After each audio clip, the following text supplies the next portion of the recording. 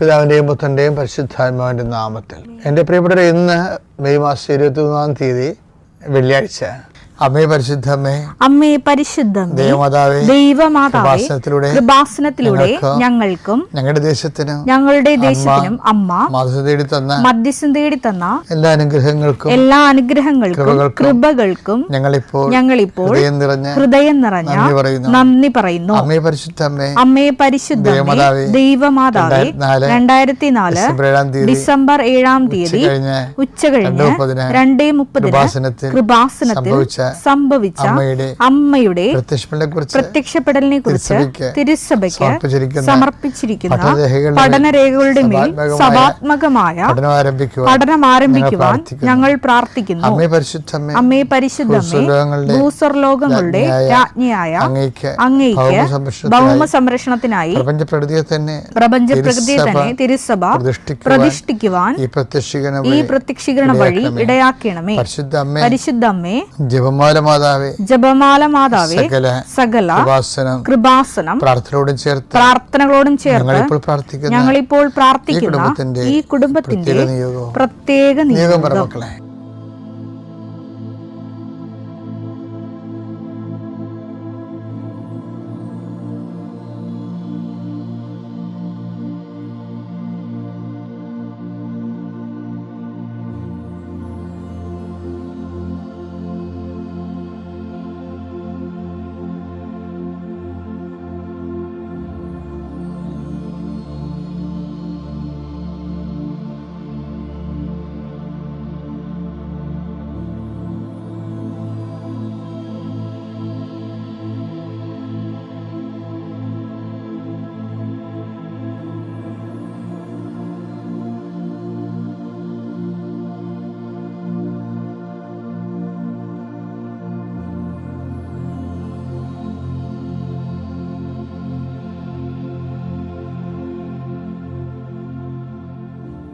അമ്മയുടെ പ്രത്യക്ഷീകരണത്തിന്റെ ഈ അനുഗ്രഹവേളയിൽ ഞങ്ങൾക്ക് സാധിച്ചു തരുവാൻ കനിയണമേ.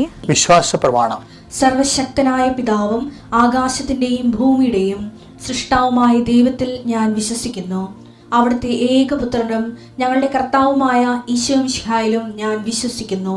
ഈ പുത്രൻ പരിശുദ്ധാത്മാവിനാൽ ഗർഭസ്ഥനായി കന്യകാമറിയത്തിൽ നിന്ന് പിറന്ന് പൊന്തിയോസ് പീലാത്തോസിന്റെ കാലത്ത് പീഡകൾ സഹിച്ച് കുരിശിൽ തറയ്ക്കപ്പെട്ട് മരിച്ച് അടക്കപ്പെട്ട് പാതാളങ്ങളിൽ ഇറങ്ങി മരിച്ചവരുടെ ഇടയിൽ നിന്ന് 3-ാം നാൾ ഉയർത്ത് സ്വർഗത്തിലേക്ക് എഴുന്നള്ളി സർവശക്തിയുള്ള പിതാവായ ദൈവത്തിന്റെ വലതുഭാഗത്തിരിക്കുന്നു. അവിടെ നിന്ന് ജീവിക്കുന്നവരെയും മരിച്ചവരെയും വിധിക്കുവാൻ വരുമെന്നും ഞാൻ വിശ്വസിക്കുന്നു. പരിശുദ്ധാത്മാവിലും ഞാൻ വിശ്വസിക്കുന്നു. വിശുദ്ധ കത്തോലിക്കാ സഭയിലും പുണ്യവാന്മാരുടെ ഐക്യത്തിലും പാപങ്ങളുടെ മോചനത്തിലും ശരീരത്തിന്റെ ഉയർപ്പിലും നിത്യമായ ജീവിതത്തിലും ഞാൻ വിശ്വസിക്കുന്നു. ആമേൻ. സ്വർഗ്ഗസ്ഥനായ ഞങ്ങളുടെ പിതാവേ, അങ്ങയുടെ നാമം പൂജിതമാകണമേ. അങ്ങയുടെ രാജ്യം വരണമേ. അങ്ങയുടെ തിരുമനസ് സ്വർഗത്തിലെ പോലെ ഭൂമിയിലും ആകണമേ. അന്നു വേണ്ടുന്ന ആഹാരം ഇന്ന് ഞങ്ങൾക്ക് തരണമേ. ഞങ്ങളോട് തെറ്റ് ചെയ്യുന്നവരോട് ഞങ്ങൾ ക്ഷമിക്കുന്നത് പോലെ ഞങ്ങളുടെ തെറ്റുകൾ ഞങ്ങളോടും ക്ഷമിക്കണമേ. ഞങ്ങളെ പ്രലോഭനത്തിൽ ഉൾപ്പെടുത്തരുതേ, തിന്മയിൽ ഞങ്ങൾ രക്ഷിക്കണമേ. ആമേൻ. നന്മ നിറഞ്ഞ മറിയമേ, സ്വസ്തി. കർത്താവ് അങ്ങയുടെ കൂടെ സ്ത്രീകളിൽ അങ്ങ് അനുഗ്രഹിക്കപ്പെട്ടവളാകുന്നു. അങ്ങയുടെ ഉദരത്തിൻ ഫലമായി ഈശോ അനുഗ്രഹിക്കപ്പെട്ടവനാകുന്നു. പരിശുദ്ധ മറിയമേ, തമ്പുരാന്റെ അമ്മേ, പാപികളായ ഞങ്ങൾക്ക് വേണ്ടി ഇപ്പോഴും ഞങ്ങളുടെ മരണസമയത്തും തമ്പുരാനോട് അപേക്ഷിക്കണമേ. ആമേൻ. കർത്താവേ, നിന്റെ ഉന്നതമായ നാമത്തിന് സ്വസ്ത്രം ചെയ്യുന്നു. കർത്താവേ, നിന്റെ വിശുദ്ധ പൗരോഹിത്യത്തെ മഹത്വപ്പെടുത്തണമേ. കർത്താവേ, സഭയിലുള്ള സാന്നിധ്യം പ്രകടമാക്കണമേ. 39 വർഷം ഞാൻ അർപ്പിച്ച കൃപാനയുടെ യോഗ്യതയാൽ കൃപാസ്ഥാനത്താറെ ജീവനോടെ പ്രത്യക്ഷപ്പെട്ട മാതാവിൻ്റെ മാധ്യസ്ഥത്താൽ ഇന്ന് മെയ് 23 തീയതിയായ വെള്ളിയാഴ്ച യാത്ര ചെയ്യുന്ന എല്ലാ മക്കളെയും ഞാൻ ആശീർവദിക്കുന്നു. നിങ്ങളുടെ യാത്രയുടെ ലക്ഷ്യങ്ങൾ കർത്താവിൻ്റെ നാമത്തിൽ ആശീർവദിക്കപ്പെടട്ടെ. നിങ്ങളുടെ ലക്ഷ്യങ്ങളുടെ നിങ്ങളുടെ ജീവിതത്തിൻ്റെ ഭാരങ്ങളുമായി നിങ്ങൾ സഞ്ചരിക്കുമ്പോൾ കഴുത്തിടറാതെ മുന്നോട്ട് പോകാൻ കർത്താവ് നിന്നെ താങ്ങട്ടെ. അധ്വാനിക്കുന്നവനും ഭാരം വഹിക്കുന്നവനും എൻ്റെ അടുക്കൽ വരിക, ഞാൻ നിങ്ങളെ ആശ്വസിപ്പിക്കാമെന്ന് അളിച്ചത് കർത്താവിൻ്റെ വചനത്തിലെ ആ ആശ്വാസ വചനത്തിലെ പ്രത്യാശ അർപ്പിച്ചുകൊണ്ട് ദൈവവേദലെ നീ മുന്നേറുക. നിൻ്റെ ഇടത്തും വലത്തും വീട്ടിലും വഴിയിലും ജലത്തിലും കരയിലും വാഗ്ദാനപ്രകാരം നിന്റെ ദൈവത്തിൻ്റെ ദൂതൻ നിനക്ക് മുമ്പേയും സഞ്ചരിക്കട്ടെ. അമ്മ പരിശുദ്ധ ദേവമാതാവ് കാനായിലെ കല്യാണ കുടുംബത്തിൽ എന്നതുപോലെ നിന്റെ അവശതകളും പോരായ്മയില്ലെങ്കിലും നീ അറിയുന്ന മുമ്പ് തന്നെ അറിഞ്ഞുകൊണ്ട് നിനക്ക് വേണ്ടി മധ്യസ്ഥം വഹിക്കട്ടെ. എല്ലാ മലാഖന്മാരും വിശുദ്ധന്മാരും രക്തസാക്ഷികൾ നീ ചെയ്യുന്ന പ്രവൃത്തികൾ ദൈവതിരുസന്നിധിയിൽ ആദരണീയമാകുന്നതിന് വേണ്ടിയും അത് സ്വീകാര്യമാകുന്നതിന് വേണ്ടിയും കർത്താവ് എൻ്റെ പരിശുദ്ധാത്മ നയിക്കപ്പെടുകയും നീ അനുഗ്രഹിക്കപ്പെടുകയും ചെയ്യട്ടെ. നീ ആർക്ക് വേണ്ടിയാണ് വാദിക്കുന്നത്, ആർക്ക് വേണ്ടിയാണ് നീ ശുപാർശ ചെയ്യുന്നത്, അവരെ കർത്താവ് ആശീർവദിക്കട്ടെ. നിന്റെ മധ്യസ്ഥ പ്രാർത്ഥനയ്ക്ക് പകരം നിന്റെ മധ്യസ്ഥ പ്രാർത്ഥന ദൈവദിവസം വിലയുള്ളതാകുവാൻ ആവശ്യമായ ദൈവത്തിൻ്റെ സുവിശേഷ പ്രവർത്തനങ്ങൾ ദൈവസ്നേഹത്തോടെ ചെയ്തുകൊണ്ട് നിൻ്റെ സ്വർഗീയമായ ആധ്യാത്മികമായ ആസ്തി പദ്ധതികൾ ഉറപ്പിക്കുവാൻ കർത്താവ് നിന്നെ ആശീർവദിക്കട്ടെ. എൻ്റെ കർത്താവിൻ്റെ ഉന്നതമായ നാമത്തിൽ സഭയുടെ അധികാരത്തിൽ നിൻ്റെ അധ്വാന ശേഷികൾ വർദ്ധിക്കുകയും അധ്വാന ഫലങ്ങൾ അഭിവൃദ്ധി പ്രാപിക്കുകയും ചെയ്യട്ടെ. എൻ്റെ കർത്താവിൻ്റെ ഉന്നതമായ നാമത്തിൽ സഭയുടെ അധികാരത്തിൽ കുശിൻ്റെ അടയാളത്തിൽ നീ എന്ത് ആഗ്രഹിക്കുന്നുവോ ഈ ദൈവത്തെ മുൻനിർത്തിക്കൊണ്ട് ആഗ്രഹിക്കുന്ന സൗഖ്യങ്ങൾ, ആഗ്രഹിക്കുന്ന വിടുതലുകൾ യേശുവിൻ്റെ നാമത്തിൽ തൽക്ഷണം മാതാവിൻ്റെ മധ്യസ്ഥ പ്രാപിക്കട്ടെ. എൻ്റെ കർത്താവിനുമായ നാമത്തിൽ നീ ഇടപെടുന്ന വ്യക്തികൾ, സംസാരിക്കുന്ന വിഷയങ്ങൾ, ഇടപെടുന്ന കാര്യങ്ങളെല്ലാം കർത്താവിൻ്റെ കൃപ നിറയട്ടെ. കർത്താവെ, ഇന്നത്തെ ദിവസം സമർപ്പിച്ച് പ്രാർത്ഥിക്കുന്നു. ഇന്നത്തെ ദിവസത്തിൻ്റെ യാത്രാ വഴികൾ, യാത്രാ ലക്ഷ്യങ്ങൾ എല്ലാം അതിൻ്റെ തടസ്സങ്ങൾ യേശുവിൻ്റെ നാമത്തിൽ മാറിപ്പോകട്ടെ. കർത്താവ്, രാവിലെ അങ്ങയുടെ തിരുസന്നിധിയിൽ തിരിച്ചണയുന്ന കാലത്ത് വഴിവെക്കിലെല്ലാം നിന്നെ കണ്ടുമുട്ടിയതിൻ്റെ അനുഭവങ്ങൾ മനസ്സിലോർത്ത് നിനക്ക് നന്ദി പറയുവാൻ ഈ ദൈവപൈതലിനെ കർത്താവ് മുദ്ര അനുഗ്രഹം നൽകട്ടെ എന്ന് പ്രാർത്ഥിക്കുന്നു. നിൻ്റെ അടിക്കടി നിൻ്റെ വിശ്വാസം വർദ്ധിക്കുകയും അടിക്കടി നിൻ്റെ ദൈവസ്നേഹം വർദ്ധിക്കുകയും നീ ദൈവത്തിൻ്റെ സുവിശേഷ സാക്ഷ്യം വഹിക്കാൻ നിനക്ക് ഭാരമില്ലാതൊരു സാക്ഷ്യം വഹിക്കുവാൻ പറ്റുന്ന രീതിയിൽ ദൈവം നിന്നെ ആശീർവദിക്കുകയും അനുഗ്രഹിക്കുകയും ചെയ്യട്ടെ. നിത്യം പിതാവും പുത്രനും പരിശുദ്ധാത്മാവ് സർവ്വീശ്വരെ നയിക്കുക. ആമേൻ. എൻ്റെ പ്രിയപ്പെട്ടവരെ, ഉടമ്പടി ജീവിതത്തിലെ നമ്മുടെ ഡെയിലി ബ്രെഡ്, അനുദിന ആത്മമന്ന എന്നീ ശുശ്രൂഷയുടെ തുടങ്ങാനുള്ള കാരണം ഉടമ്പടി എടുത്തവരെ ലക്ഷ്യം വെച്ചുകൊണ്ടാണ്. ഉടമ്പടി എടുത്തവരെ ചിലർ രാവിലെ ഒരു പ്രാർത്ഥന അച്ഛനുമായിട്ട് കിട്ടിയിരുന്നെങ്കിലെന്ന് ആശിക്കുന്ന പോലുള്ള സാക്ഷ്യങ്ങൾ പറയും. നമുക്ക് നേരത്തെ അങ്ങനെ ചെറുതായിട്ടുണ്ടായിരുന്നു, പക്ഷെ അത് റെക്കോർഡ് ചെയ്തിട്ട് മധ്യസ്ഥ പ്രാർത്ഥന സ്വരം ആയിട്ട് കേൾക്കണത്. അപ്പോൾ അത് അല്ലാതെ അച്ഛൻ സ്ക്രീനിൽ വന്നിട്ട് നമുക്ക് ഒരുമിച്ച് പ്രാർത്ഥിക്കാൻ പറ്റുന്ന സാഹചര്യം പണ്ട് കോവിഡ് കാലത്ത് അങ്ങനെ ചെയ്യുമായിരുന്നു. ആ അനുഭവങ്ങളെ വെളിച്ചത്തിൽ ആൾക്കാർ ആവശ്യപ്പെട്ടിട്ടാണ് നമ്മൾ ഈ ഡെയിലി ബ്രെഡ് തുടങ്ങാൻ കാര്യം. കോവിഡ് കാലത്ത് ഓൺലൈനിൽ തന്നെ എല്ലാവർക്കും വേണ്ടി പ്രാർത്ഥിക്കുമായിരുന്നു. അത് തന്നെ ഇത്. അപ്പം അത് ആൾക്കാർക്ക് എല്ലാ ആശ്വാസവും അനുഭവം ഉണ്ടായിട്ടുണ്ട്. അപ്പം അതുപോലെ തന്നെ നിങ്ങൾക്ക് ഓരോ ദിവസവും, അതുകൊണ്ട് ഇതിത്തിരി ബുദ്ധിമുട്ടാണ് എനിക്ക്, എന്നാലും ഞാനത് ചെയ്യണതിൻ്റെ കാരണം സുവിശേഷം പ്രസംഗിക്കുക സാഹചര്യം അനുകൂലമാണെങ്കിലും അല്ലെങ്കിലും ഒന്നില്ലേ. 2 തിമോത്തി 4:2 വചനം പ്രസംഗിക്കുക സാഹചര്യങ്ങൾ അനുകൂലമാണെങ്കിലും അല്ലെങ്കിലും ജാഗരൂകതയോടെ വർത്തിക്കുക. മറ്റുള്ളവരിൽ ബോധ്യം ജനിപ്പിക്കുകയും അവരെ ശാസിക്കുകയും ഉദ്ബോധിപ്പിക്കുകയും ചെയ്യുക. ഇതെല്ലാം ഞാൻ ചെയ്യണതാണ്. നിങ്ങൾക്കറിയാമല്ല, ഉടമ്പടി ധ്യാനം കേൾക്കുമ്പോൾ ഒരു ശാസ്ത്രം കിട്ടാത്ത ഒരൊറ്റ ഉടമ്പടി ധ്യാനം പോലും ഉണ്ടാകത്തില്ല. എന്തെങ്കിലുമൊക്കെ അച്ഛൻ നിങ്ങൾ വഴക്ക് പറയും.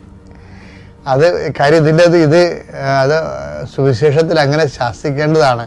അതായത് ഇടയൻ ആടുകളെ നയിക്കുമ്പോൾ ചിലരിങ്ങനെ അപഭ്രംശം സംഭവിക്കത്തില്ലേ, അപ്പോൾ ഒരു കൊട്ടും മുട്ടൊക്കെ കൊടുത്തിട്ടാണ് നേരെ ആക്കി വെക്കുന്നത്. അപ്പം അതുപോലെ ശാസന കിട്ടും. പിന്നെ എന്താണ് ബോധ്യം.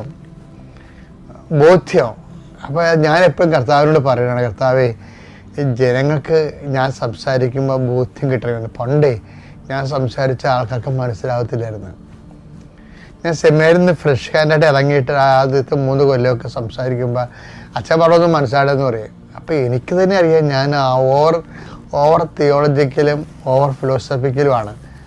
അങ്ങനെയായിട്ടാണ് പണ്ട് സംസാരിച്ചുകൊണ്ടിരുന്നത്. അപ്പോൾ അതിന് ജീവിതമായിട്ട് യാതൊരു ബന്ധവും ഇല്ല. അവസാനം ഞാൻ തന്നെ ചോദിച്ചു വാങ്ങിച്ചതാണ്. സിമ്പിളായിട്ടുള്ള ലളിതമായ രീതിയിൽ കർത്താവെ ജനങ്ങളോട് സംസാരിക്കാൻ ഇടയാക്കണമെന്ന്. ഇന്നത്തെ ശൈലി അതിനേക്കാൾ മാറി. ഇന്ന് വചനത്തിൻ്റെ പൊരുളുകൾ ജീവിതത്തിൻ്റെ ബന്ധിയായിട്ട് ലിങ്ക് ചെയ്ത് അവതരിപ്പിക്കാൻ കർത്താവ് ഒരു പ്രത്യേക അഭിഷേകം തന്നു. ഞാനത് കഴിഞ്ഞ ദിവസങ്ങളിൽ ഒരു ചേച്ചി ഒരു സാക്ഷിയൊക്കെ പറഞ്ഞിരുന്നു. കാര്യം അത് കേൾക്കുമ്പോൾ അവർക്ക് ജീവിതത്തിൽ ബോധ്യങ്ങൾ കിട്ടുമെന്ന്. അത് ഈ 2 തിമോത്തി 4 വചനം പ്രസംഗിക്കുക, സാഹചര്യങ്ങൾ അനുകൂലമാണെങ്കിലും അല്ലെങ്കിലും അതായത് അല്ലെങ്കിലും എന്ന് പറഞ്ഞു കഴിഞ്ഞാലേ, അതായത് ഇതിന് 2 മാർക്കാണുള്ളത്. 2 തരം മാർക്കുണ്ട്. ജാഗരൂകത വേണം. പക്ഷെ അതേസമയം തന്നെ സാഹചര്യം ഒക്കുമ്പോൾ മാത്രം വചനം പ്രഘോഷിക്കാനുള്ളതല്ല. പ്രാർത്ഥന അങ്ങനെയാണ്. അതൊരു അപ്പോസ്തലിക നിലപാടാണ്. അതായത് ഇപ്പം സാഹചര്യം പ്രതികൂലമാണ് എങ്കിൽ അങ്ങനെ എന്നിട്ടും നമ്മൾ പ്രാർത്ഥിക്കുകയും പ്രവർത്തിക്കുകയും ചെയ്യണമെങ്കിൽ അതിന് ഒരു എബോവ് ഡിസ്റ്റിങ്ഷൻ മാർക്കാണ് ഉള്ളത്. അനുകൂലമായ സാഹചര്യത്തിൽ പ്രവർത്തിച്ച ക്ലാസ് മാർക്ക് കിട്ടും നമുക്ക് 60 മാർക്ക്. അതാണ് വ്യത്യാസം. അല്ലെങ്കിൽ നമുക്ക് സമയത്ത് ആഹാരം കിട്ടുന്നുണ്ട്, നമുക്ക് രോഗങ്ങളൊന്നുമില്ല, കടങ്ങളൊന്നുമില്ല, നമ്മൾ വളരെ ഹാപ്പിയാണ്, ഫീൽ ഫ്രീ ആണ്. അപ്പോൾ ദൈവത്തിന് നമ്മൾ വർക്ക് ചെയ്യണമെങ്കിൽ നമുക്ക് 60% ഉള്ളത്. എൻ്റെ അനുഭവത്തിൽ ഞാൻ പറയണ. പക്ഷെ നമ്മുടെ സാഹചര്യം പ്രതികൂലമാണ്. എന്താണ്, നമുക്ക് രോഗമുണ്ട്, ശരീരം മേലനങ്ങണില്ല, അതുപോലെ തന്നെ നമുക്ക് ചിലപ്പോൾ വിശപ്പുണ്ട്, അതിന് തൽക്കാലത്തേക്ക് മാർഗം കാണുന്നില്ല. അങ്ങനെയുള്ള പ്രതികൂല സാഹചര്യങ്ങളിലും ആണ് പ്രാർത്ഥിക്കണമെന്നുണ്ടെങ്കിൽ അതിന് ഈ 80% എബോവ് മാർക്കിങ്സ് വരും. പക്ഷെ ബുദ്ധിയുള്ളവർ, കാര്യം ഞാൻ എപ്പോഴും നിങ്ങൾ പറയുന്നു, ഈ ഉടമ്പടി ജീവിതം ബുദ്ധിയുള്ളവരുടെ ജീവിതമാണെന്ന് പറയും. As A life of intellect. എന്താ കാര്യം, ആ ഷെയറിന് അടുത്ത ഏത് ഷെയറാണ് അടുത്ത മാർക്കറ്റിൽ വില കൂടാൻ കഴിവുള്ളതെന്ന് ചിലർക്ക് അറിയാൻ പറ്റും. അപ്പോൾ അവരത് വില കുറച്ചപ്പോൾ വാങ്ങിച്ചു വെക്കും.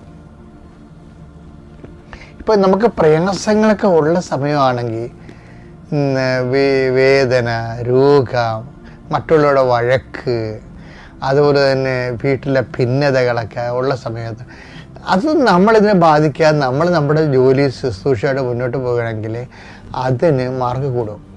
എന്താ കാര്യം, അത് ഭയങ്കര പ്രാർത്ഥിക്കാൻ പാടുള്ള സമയമാണ്. അപ്പം എന്നിട്ട് നമ്മൾ പ്രാർത്ഥിക്കുമ്പോൾ ഉള്ളതിന് നല്ല ദൈവസന്നിധിയിൽ മഹത്വം വർദ്ധിക്കും. അങ്ങനെയാണ് എൻ്റെ റേറ്റിംഗ് വർദ്ധിക്കുന്നത്. അപ്പം അതുകൊണ്ട് നീ ഒരു വളരെ മോശം കാലാവസ്ഥയിൽ നല്ലവണ്ണം വർക്ക് ചെയ്യണതാണ് ഈ ആധ്യാത്മികത എന്ന് പറയുന്നത്. പറഞ്ഞു മനസ്സിലായില്ലേ? മോശം കാലാവസ്ഥയിൽ ഇപ്പോൾ മത്സ്യത്തൊഴിലാളി സഹോദരങ്ങൾക്ക് ഇപ്പം മോശം കാലാവസ്ഥയാണ്. എന്താ കാര്യം, രാവിലെ എഴുന്നേൽക്കുമ്പോൾ തന്നെ കാറ്റും മഴയുമാണ്. അപ്പോൾ ഒഴുക്കും ഉണ്ടാകും ശക്തമായിട്ട്. അപ്പോൾ വള്ളം എത്ര തുഴഞ്ഞാലും 7 കടലൊക്കെ ഒടിഞ്ഞ് വീണ കാണാം. എന്നിട്ടാണ് പിന്നെ കടൽ താറിയിട്ട് നിരപ്പ് കിട്ടുന്നത്. ചിലപ്പോൾ കമന്നും പോകും. ആ സമയത്ത് നമുക്ക് അത് 1 by 1 ആയിട്ട് ഒരു കണക്ക് തെറ്റിപ്പോയി കഴിഞ്ഞാൽ നമ്മൾ തിരയുന്ന വള്ളം കമലണത് ഞാൻ ഇങ്ങനെ കണ്ടിട്ടുണ്ട്, നേരിട്ട് കണ്ടിട്ടുണ്ട്.